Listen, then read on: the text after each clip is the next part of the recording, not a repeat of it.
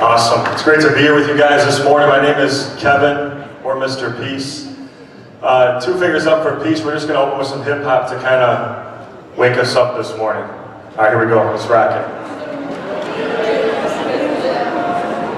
Mic check.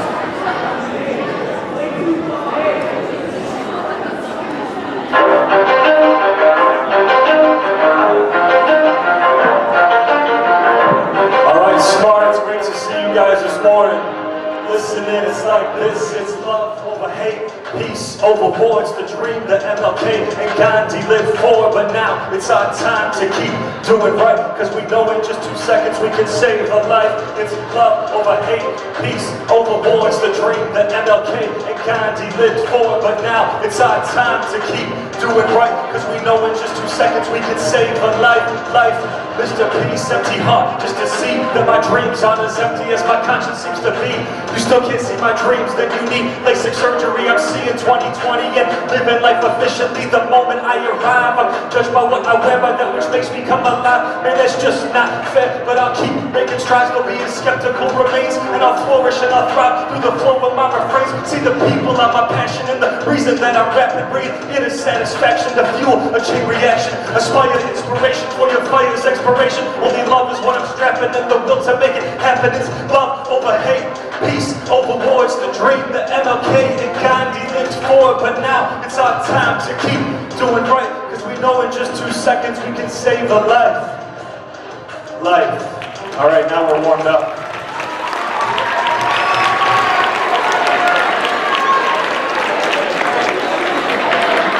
Nice.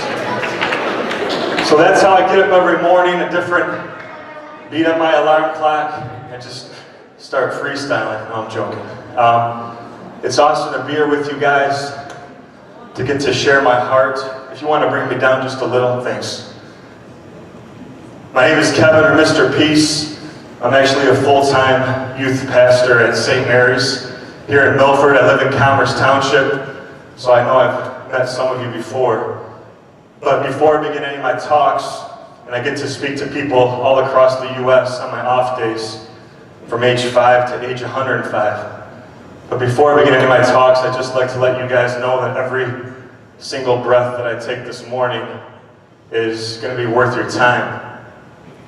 The talk today has a lot to do with these 2 individuals, Mahatma Gandhi and Dr. King. And like it said in the hook of my track, or the chorus, I said it's love over hate, it's peace over war, it's the dream that MLK and Gandhi lived for. But now it's our time to keep doing right, because we know in just 2 seconds we can save a life. And from us knowing that in just 2 seconds we can either uplift or destroy somebody around us, that the peace sign, right? One finger is yourself, the other is someone you're trying to lift up higher than yourself, if you choose that. When we start to be conscious that our actions can either uplift, one word, one action, one heartbeat, one breath, just 2 seconds, then we start realizing that everything we do to our body, to those around us, has to be positive, because people need us. And sometimes just 2 seconds we can save a life. And with the talk today being about positive life choices, maybe the biggest choice we can make is to love ourselves. But here's the problem. On average, the average human being has between 60 and 78,000 thoughts per day. 60 and 78,000. This could be whether you put your left pant leg on before your right, whether you choose to eat Frosted Flakes or Captain Crunch, whether you choose to listen to one word I have to say this morning. But out of these 60 to 78,000, 80% of these thoughts, and research has shown, empirical evidence has shown, are negative in nature. So for so many of us, we're playing the same negative record over and over and over and over in our minds. And out of these 60 to 78,000, 98% are the thoughts that you had yesterday. So we're creatures of habit. And for so many of us, all we keep thinking about is how much we hate ourselves, the self-hatred, the non-love. And this isn't like food poisoning, right? Have you guys had food poisoning before? Okay, I had it from Taco Bell. And I'm not going to get into details, but your body rejects it, right? Our bodies reject it in more ways than one, in more locations than one. But the idea is that when it comes to poisoning our mind, our hearts and our mind don't know the difference. It'll believe whatever you tell it. And so look, every talk that I do, I pick about 10 or 12 bracelets to put on. And these become my armor. These become my strength. And I have thousands of these. This is one of my bags. But every bracelet that I've been given were from students like you, some younger, some older, that said, Mr. Peace, if you didn't come today, I wouldn't be here tomorrow. These are the same people that their 80% is 110%. And they say, Mr. Peace, all I think about all day, every day, is how worthless I am, how much of a mistake I am, how much it would be better if I wasn't even here. If I wasn't even born. Those are the people that give me these bracelets. I was doing this same talk to a middle school in Howell, and I came back 2 weeks later for the 8th grade graduation ceremony. And I'm sitting in the back of the room, and at the end of the ceremony, parents could share what's on their heart. And this mom got to the mic, and she could barely walk. She had a cane. And she got on the mic, and she said, I just wanted to be here for my daughter, Julie. I wanted to see her graduate 8th grade. And I want to thank Mr. Peace for saving her life. And she didn't know that I was in the back of the room, but it turns out the day I spoke, Julie went home, went to her room, came back with a letter, ran to the living room and tore it up in front of her mom. And it was her detailed, step by step, who she was going to say goodbye to first and then last, and how she was ready to end it with a bottle of pills. I tell the same story to Churchill Middle School in Livonia. This 11th grader came up to me at lunch, said, Mr. Peace, I'm going to tear mine up tonight too. I spoke in Heartland to the middle school over there. A 7th grader came up to me and said, Mr. Peace, I got a whole journal full of those. I'm going to burn them tonight. And maybe the craziest bracelet that I ever got was from a 9th grader named Tom. At a youth conference I spoke, and he pulled this out of his pocket. He didn't say one word. I instantly knew what was going on. This is his hospital band from an unsuccessful attempt. And I said, you don't have to carry that anymore. You don't have to carry that weight. And I said, you're loved.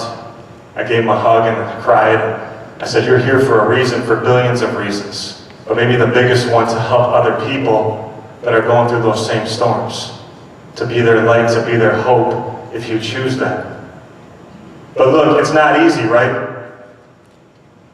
I have a lot of dreams, and I never tell fake dreams. And this one dream I had not too long back, there were 2 polar bears. And they were scheming like in the corner by where my Jeep Patriot was parked. And they're like, yo, what would you do for a Klondike bar? And so their polar bears were like, I would steal Mr. Peace's Patriot. And I'm like, guys, I'm standing right next to you, I can hear what you're saying. And they're like, well, whatever, we're bigger than you. So they got into the Jeep, they started driving off. I'm like, wait, you know, so I hold on to the Jeep, and I'm like, trying to like, come on guys, pull over, please, you know. And I remember like vividly, this polar bear just bites my arm. And I woke up, and I didn't feel anything. I had become numb to everything in my life. And so many times you hear the question, on a scale of 1 to 10, how do you feel? But the bigger question to ask yourself is, on a scale of 1 to 10, how many of you feel?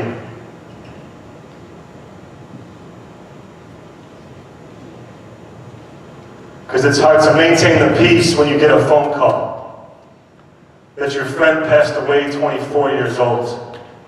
And there's nothing you can say or do yet, that's protocol. You just pray for healing at the friend's closed casket funeral. His only crime, not being buckled in the back seat. So when they hit the median, he flew at least 50 feet. Out the hatchback of his best friend's SUV, at least when it happened, he was already fast asleep. Now heading back home on I-96 eastbound, took the cops a while just to track the body down. And at the viewing, you just sit and watch, but without a sound. While inside you're screaming, about to cough up half a lung. Numb to the touch because it doesn't seem real. His boy only fell asleep for a second driving behind the wheel.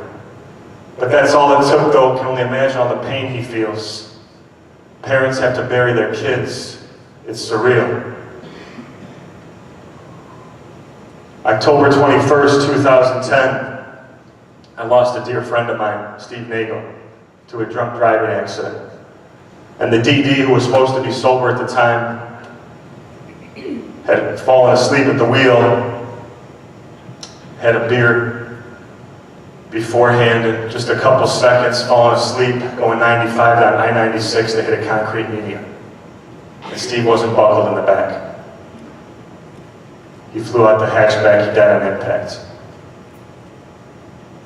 This was the start of my hardest year on this planet, physically, mentally, emotionally, spiritually. This day, when I got the phone call at 7 in the morning.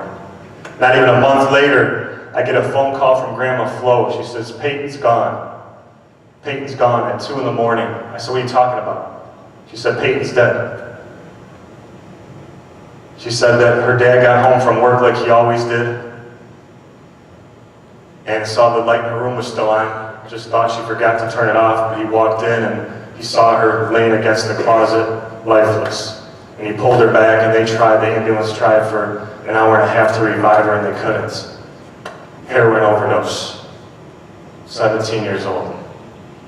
So I get there at 3:30, and Grandma Flo just falls in my arms. And what are you supposed to say? What are you supposed to feel? I saw Peyton that previous July. I said, Peyton, I'd love for you to come back. She just graduated high school. I'd love for you to come back and help with our youth group, be one of the adult leaders. And she said, sure, I'll be there. And those are the last words that I heard.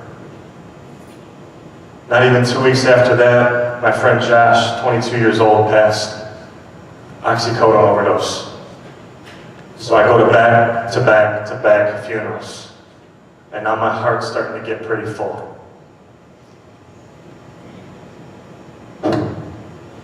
That same month, I'm diagnosed with hepatitis C. Hepatitis is an inflammation of your liver. You need your liver to live. A and B have vaccines, cures. C still doesn't, but the treatment's a lot easier nowadays. My treatment was self-injections, shots that you give yourself once a week for 52 weeks, 6 pills a day that make you want to throw up. It's liquid chemotherapy. And I lost 45 pounds the first month, and I was in and out of ER for the rest of the year. The same month I'm diagnosed, one of my uncles passes from brain cancer. The following month, another uncle from leukemia. That June, my grandmother, same week, my grandfather. I'm pallbearer for back-to-back funerals. And my heart's ready to explode. And then everything culminates in August when I'm standing outside my apartment in Ypsilanti, Michigan, next to my pregnant cousin, and 2 guys in hoods and masks come through with pistols cocked at our stomachs and say, empty your pockets. And it's a moment in your life where everything flashes before your eyes. And you start to think about what's important, what really matters, who you even appreciate. But I remember the weeks that followed, this was me on the outside. I was fine, I was smiling, but on the inside I was dying. I was screaming for help. And I hated the people that did this. I hated all the loss in my life. I hated a lot. I came very close to having my own thoughts.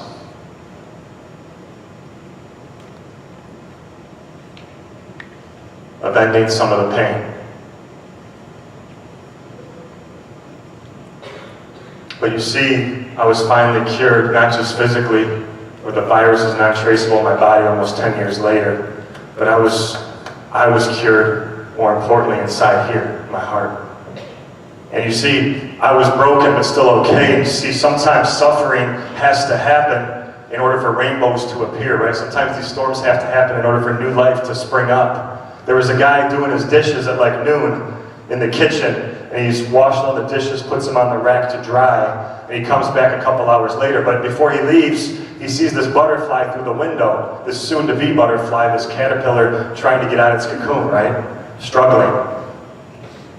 But he comes back a couple hours later, and it's moved maybe 2 millimeters. He's like, I gotta help this thing. So he gets a pair of scissors, walks outside, cuts a slit. It falls out easily, right? But what he just did is he doomed this butterfly from ever being a butterfly. Because this butterfly needed the struggle, needed that suffering and that pain, needed the struggle for the fluid to get pumped through its wings to finally become a butterfly. What he just did is doom this from ever becoming that, from ever flying. It'd have a swollen body and shriveled wings for the rest of its life.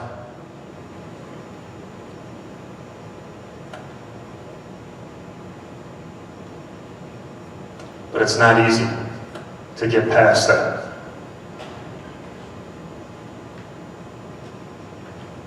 I had a friend, and she came home from work one day. She was living in Redford with 2 other roommates, 2 other girls, and there was a pair of dicks in the driveway.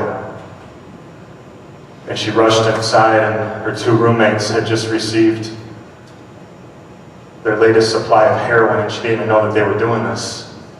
But it was laced with rat poison. Jenny lived, Renee didn't. 27 years old. She passed. I was speaking at an alternative high school, and there was a girl in the front row talking during my entire assembly. And I got an email from her 6 months later. Her name was Logan. She said, "Hey, Mr. Peace, you probably don't remember me, but I was wearing the flannel shirt in the front row at this school. I was talking during your whole assembly." And I remembered her. And she said, "It looks like I didn't hear one word, but I heard every word you had to say. And you talked about painful memories. Up until that day, up until last night, I haven't really had one. And then my best friend overdosed. And now she was struggling. And she can't forgive herself, and now she started abusing some substances. So has Jenny. And this one 8th grade girl, she ran up my talk once. She came back after the assembly was over, and I said, "What's going on?" She was in tears. She said, "Mr. Peace, I can't forgive myself." I said, "What happened?" And she said she had a softball tournament 3 weeks ago, and they won, and they were celebrating for a while on the field, and then her dad finally came up and said, "Hey, we gotta get going, I gotta do some stuff." And she said, "Get lost," trying to be cool in front of her friends. He's like, "No, for real, like, I gotta get going." She's like, "Dad, you're so annoying, knock it off." He's like, "Come on, we have to go, seriously." And she said, "Dad, I wish you would just drop dead."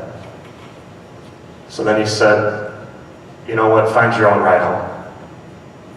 So she does, and she pulls into their subdivision and goes around the first street to their street, and there's an ambulance in the driveway.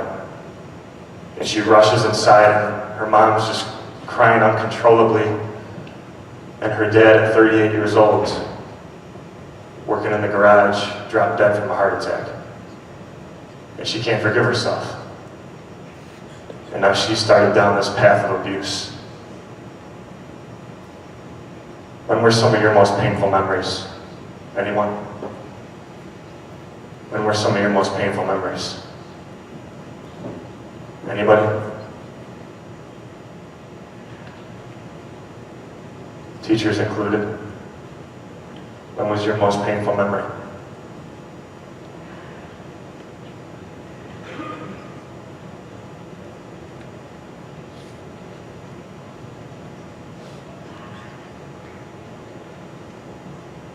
Is anyone willing to share? When was your most painful memory? Yeah. My dad died when I was 5. Your dad passed when you were 5. How old are you now? I'm 14. What's your name? Sarah. Sarah, thanks for your courage. I wish I could give you a hug. Can I at least thank you for your courage? Anyone else? Your most painful memory? Your grandma almost passed 3 days ago. Your last grandma. And what's your name? Andy. Thanks for your courage. Yeah. Your grandmother passed in front of you. What's your name? Cindy. My grandma died in November. Your grandma passed in November. What's your name? Elena. Thanks for your courage, yeah. My brother died when I was in 3rd grade. Your brother passed when you were in 3rd grade. And what's your name? Jonah. And what was his name? Austin. Austin. Tell me your name again. Did I get it wrong? Ian? Oh, Aiden. Okay, thank you so much. Your name is important. Guys, I don't have, let me do one more. Up there? Yeah. Can someone else tell me?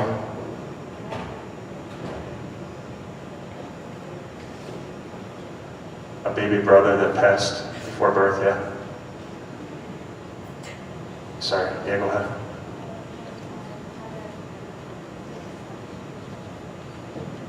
Dad tried to overdose. Can I hug? What's your name? Thanks. So pay attention, guys, real close. I could have went around this whole room and asked you guys, and I know for you that opened up the space for healing, that's awesome. Sometimes it takes a few minutes, so thank you. But look, what question did I ask? What question did I ask? Does anybody remember? What did I ask? When was your most painful memory? All I said was when. Every one of you told me what, which means it's still raw in your heart. You remember it like it happened yesterday. Some of you guys to the minute, to the second, to the day. And look, there's a lot of tears, and that's okay, because that means you're starting to feel, you're starting to heal again. Tears are strength. They're the sweat of our strength. But see, guys, until we get past that pain, we can't be all in for this planet. We can't be giving everything we can. And we can't be looking for these permanent solutions to temporary problems, right? That they will pass and make us stronger because of it, but we have to start to feel. Because see, look, when you're born, goo goo gaga, right? Our hearts are like this empty cup, pretty much empty, free of pain and hurts. But little by little, your heart starts to get full. People say that you can't do this, you're not good enough, you're not pretty enough, you're not smart enough, you're not enough. You're the reason for my pain. And this starts to get full.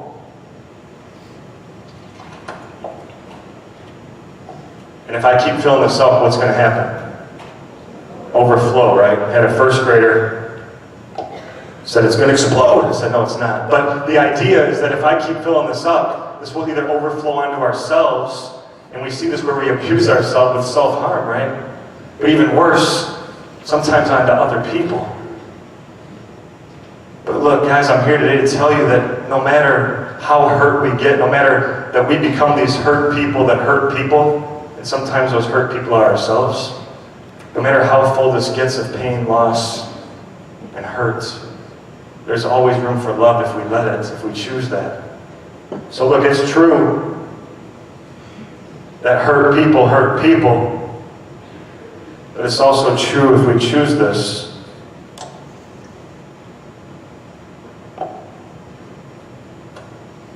that healed people can heal people.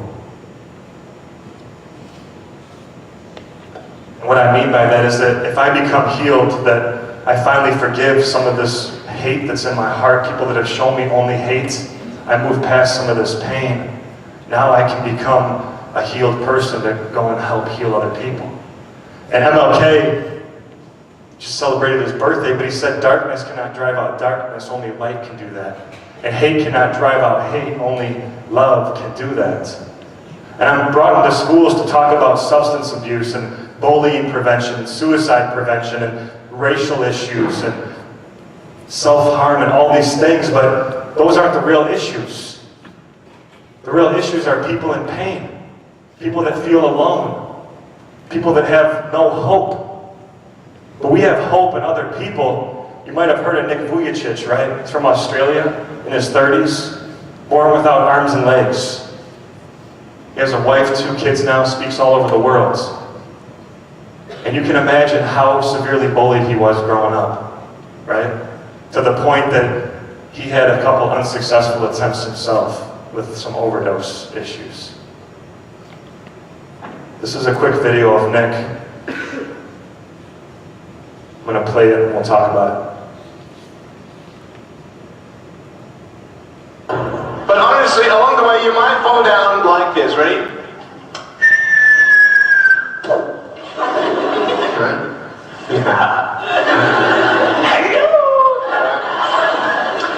So what do you do when you fall down? Get back up. Everybody knows to get back up, because if I start walking, we're not going to get anywhere. But I tell you, there are some times in life where you fall down and you feel like you don't have the strength to get back up. Do you think you have hope? Because I tell you, I'm down here, face down, and I have no arms, no legs. It should be impossible for me to get back up, but it's not. You see, I will try 100 times to get up, and if I fail 100 times, if I fail and I give up, do you think that I'm ever going to get up? No. But if I fail, I try again, and again, and again. But I just want you to know that it's not the end. It matters how you're going to finish. Are you going to finish strong? And you will find that strength to get back up like this.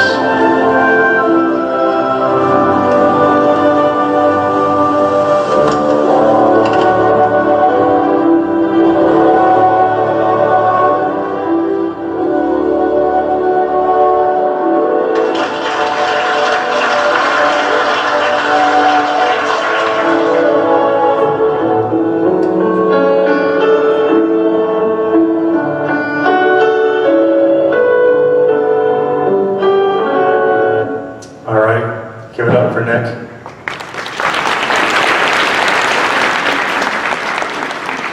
You know, this is so cool because the opposite of success is not failure, it's giving up, it's quitting, right?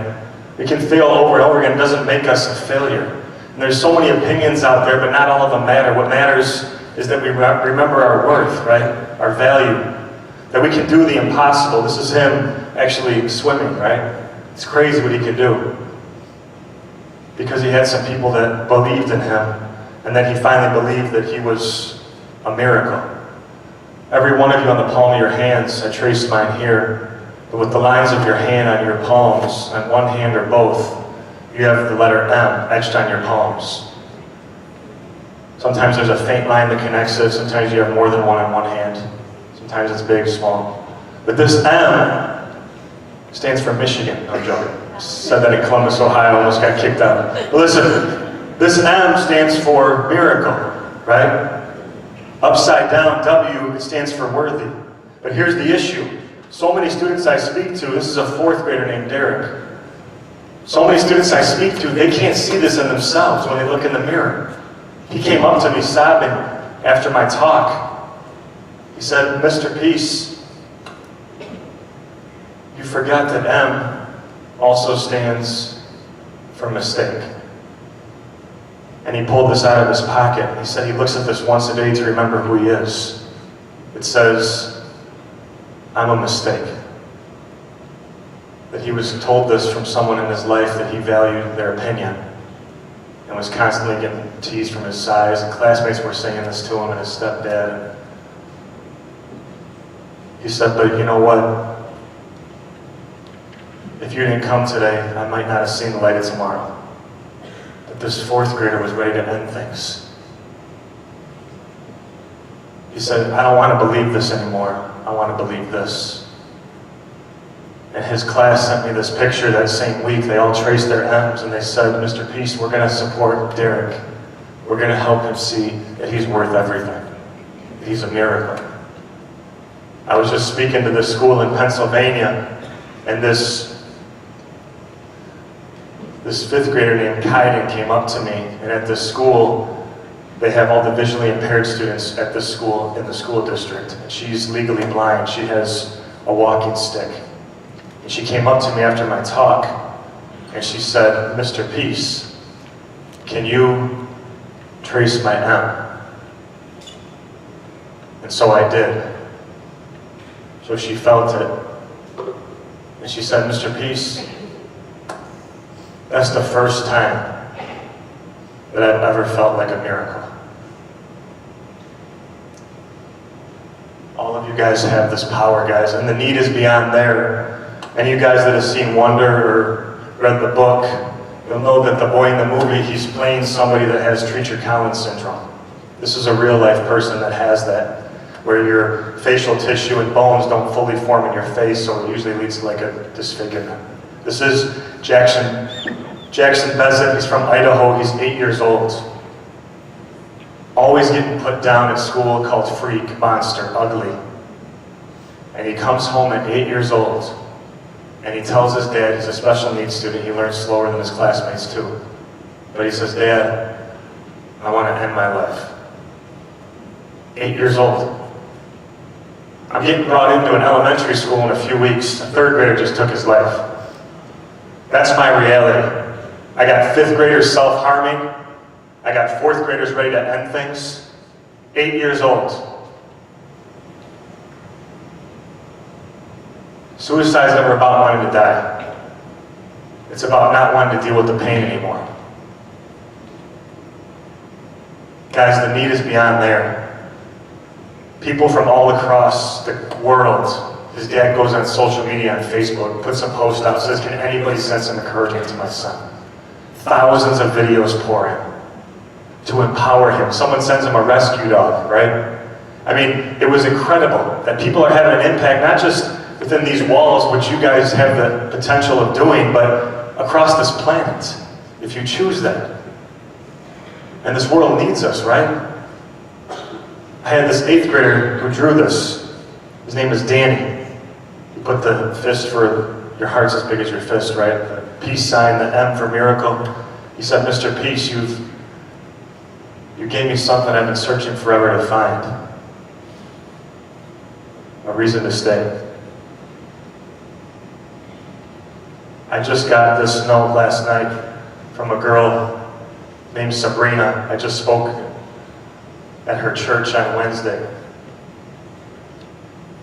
And she said, Dear Mr. Peace, I attended your speech last night. You probably don't remember me.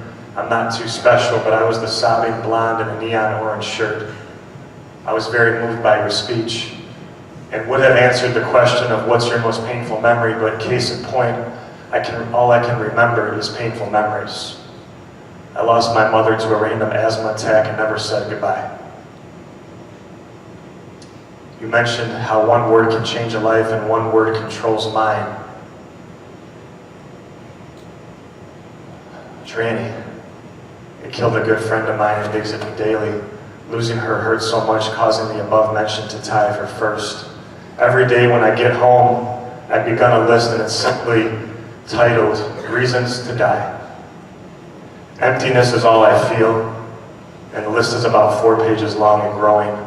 But last night after your program, it was the first time I wasn't impulsed to write something and add to the list. Not to sound cliche, but if you didn't speak last night, I wouldn't be here for much longer. Thank you so much. You saved another life. Love, Sabrina. Guys, the need's there. And we have to be past our pain to be able to see other people that are feeling like that. To help them. And I have a new motivation now. This past year, 2017, my Aunt Linda passed. She was 70 years old. And not even 24 hours later, I lost my Uncle JC. He was 81. That same Memorial Day weekend, my friend Irene Kopko, she was 103. In June, you may have seen some billboards if you've driven down I-94 275 recently, but I lost my friend Egypt Covington, 27 years old. The reason I performed the first track is because she was supposed to be on the chorus. And she's done a lot of music with me. We performed a lot, and I got a text back in June that said 27-year-old singer found shot to death in her Belleville home. They still haven't found out who did it. Not too long ago, I was brought to Memphis High School in Armada, Michigan, Riley, Michigan. A 14-year-old took his life. from bullying, overdose. Quincy Hope. It's ironic that his last name is Hope.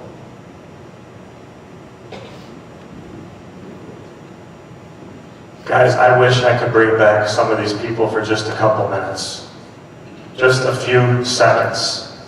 So you could tell them how much you care about them, how much you value them, how much you love them, but I can't. All I can do is give you this gift of today, that going forward, the best way to honor who they are, and that's the wake-up moment that I had in my heart, that the best way I can honor these people's legacy that have gone before me is by how I choose to live today. That they still live on in my heart, and they didn't die for nothing. They didn't die in vain. I still honor their legacy by how I choose to live. And the pressure to partake in all these abusive, destructive habits, it's always going to be there. But if you have this solid foundation, if you find your purpose, your calling for being on this planet, you guys can change lives. And no matter the tragedy, we can always choose kindness. I've had the privilege of speaking at different communities, Houston after Hurricane Harvey, Newtown, Connecticut. You guys remember 2012, one of the worst school shootings in U.S. history. 26 people lost their life, mainly elementary students. This is in Newtown, Connecticut. I'm heading back there in April. But the whole focus of this community at the schools that I spoke at Sandy Hook, they don't want to focus on the tragedy, they want to focus on kindness. The second grade class, they all signed their name on this. They gave me this as a gift. They said one kind word can change someone's entire day. One kind word can change someone's entire day. But at Clifford Smart, I'm a firm believer that one kind word can save a life, right?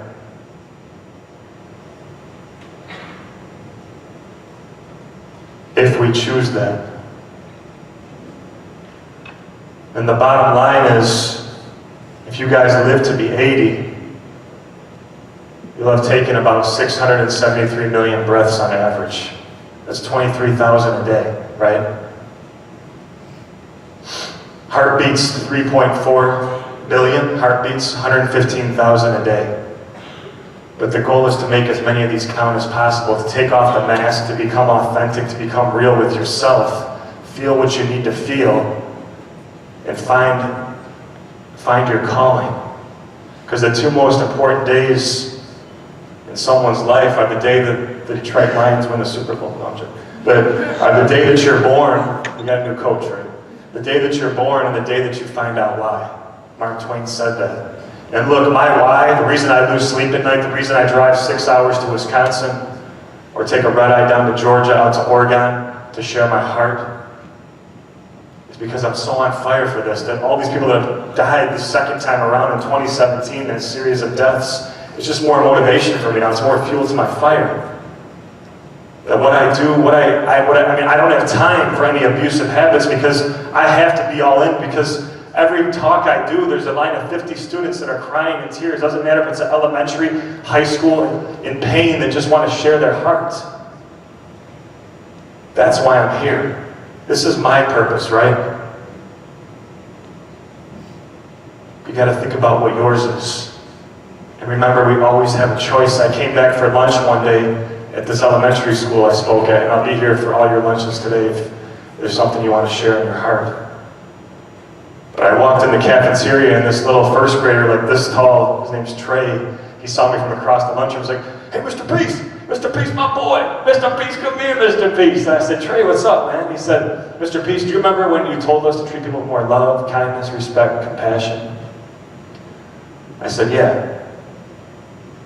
He said, "Well, I went home that night, and I told my dad to start treating me, my mom, and my sister with more love, kindness, and respect." And he told me that his dad was drunk at the time. And he said, "You don't ever talk to me like that. Don't you ever talk to me like that." He pushed him aside.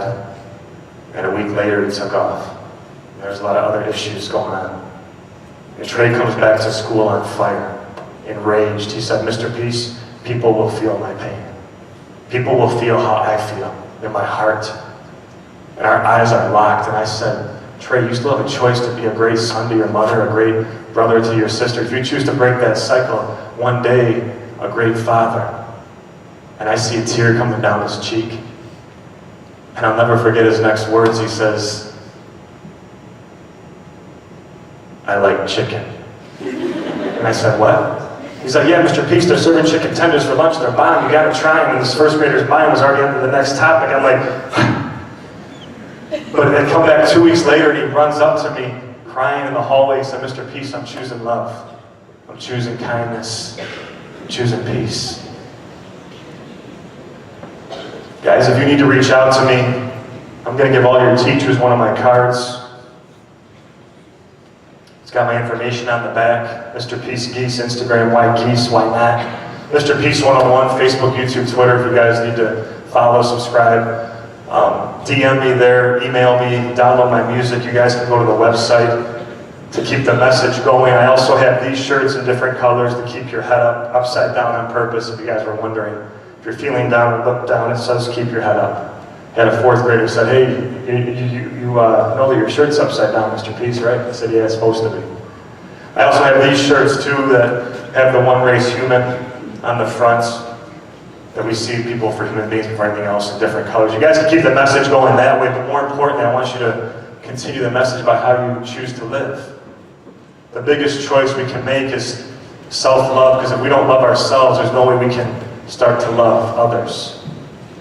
And I know you have this acronym here at SMART, the SMART style, but I mean, it's pride in yourself, it's a self-respect, it's a respect for others, it's this attitude to rid yourself of the negative thoughts and replace it with more positive ones to remember your worth and your value, right? And that determination to never give up no matter the struggles that will come. We will feel pain. We have billions of nerve endings in our body. As human beings, we will feel pain. But we always have a choice how to respond to that in a healthy way, right? If something I shared today touched your heart, can you raise your hand?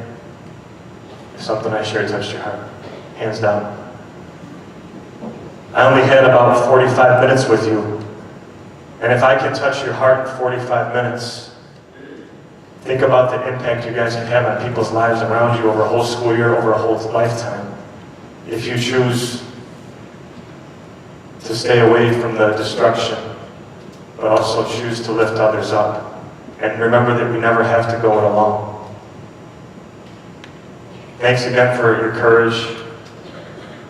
And if we don't have time to talk at lunch, if you do reach out to me, I don't always get back to you right away, but I always get back to you. That's my promise. I don't have all the answers. I just try to reflect what you guys know, that you guys are beautiful. You guys are miracles. Sometimes you just got to be reminded of that. And you touched my heart too. You guys were given a gift. Now it's your turn, an opportunity to go and share that gift. Also, another resource to think about if you guys need to. Lakes Area Safe Harbor is the one that's sponsoring these assemblies today. So feel free to go to their website, lakesafeharbor.org, for more resources, more information. Before you blink, you're all grown up and life has passed you by. Because you weren't fully present and then you wonder why. People are dying with the music still left inside and wishing they found their purpose at age 25. Or 32 or in their 80s, really any time. Just so long as they found it before their last rites. I've had friends tell me, peace, I need something besides the drugs.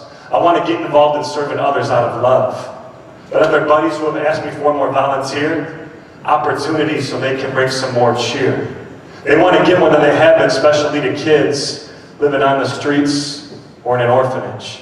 So do something major, minor, heck, do something drastic. Just do something, but please don't wreak no more havoc. And while you're at it, know that you are spiritually awoken. Make sure to change those around you through every word that's spoken. Word. Thanks for touching my heart, guys. Appreciate it.